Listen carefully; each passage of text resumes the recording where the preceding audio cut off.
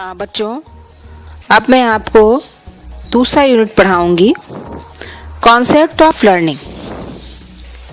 और ये पूरे यूनिट का नाम है लर्निंग एंड मोटिवेशन। तो आप देखिए कि अधिगम मतलब होता है सीखना।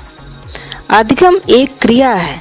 इसकी दो विशेषताएं होती हैं, सार्वभौमिक और निरंतरता। यह क्रिया प्रत्येक स्थान पर और प्रत्येक समय चलती रहती है। इसी कारण मनुष्य जन्म से लेकर मृत्यु तक कुछ न कुछ सीखता रहता है।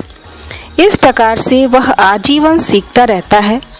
इसी सीखने के द्वारा व्यक्ति अनुभव प्राप्त करता है, जिसके परिणाम स्वरूप व्यक्ति के व्यवहार में परिवर्तन आता रहता है। शिक्षा को अधिगम या सीखने का सबसे बड़ा क्षेत्र माना गया है। प्रत्येक वस्तु को हम आसानी से नहीं सीख पाते। बच्चे जन्म के तुरंत बाद से ही सीखना प्रारंभ कर देते हैं, इसलिए उनका विकास धीरे धीरे होता है। सीखने के द्वारा जो अनुभव बनते हैं वे हमें भविष्य की समस्याओं के समाधान में सहायता देते हैं। इसलिए सीखने का जीवन में अत्यधिक महत्व होता है। इसके बाद बच्चों बताते हैं अर्थ क्या है, सीखने का अर्थ क्या है। प्रत्येक प्राणी में कार्य करने की एक प्रवृत्ति होती है। इन्हीं कार्यों के द्वारा वह अपने जीवन की रक्षा करता है। बालक सहज क्रियाओं और मूल प्रवृत्तियों के अनुसार सीखते हैं। व्यक्ति के अनुभव के आधार पर इनमें परिवर्तन होता रहता है।